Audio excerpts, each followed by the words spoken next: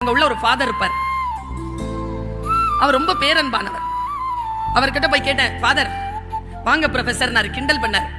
வாங்க professor, father கிறிஸ்துவா மாறக்கூடாது, கிறிஸ்டியனா மாறக்கூடாது, ஆனா மடியில அவர் மடியில உட்கார்ற ஆடா மாறணும்.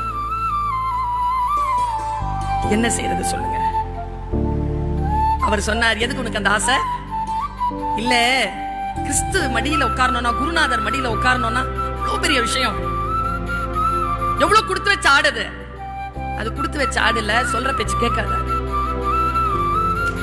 அப்படின்னா அது ஏற்கனவே சொல்ற பேச்சு கேட்காம கீழே போய் விழுந்து காலை உடைச்சு வச்சிருக்குது.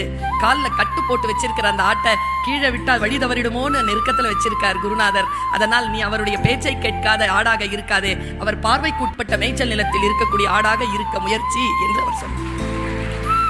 நான் இதிலிருந்து எடுத்துக்கொண்ட முத்து என்ன தெரியுமா?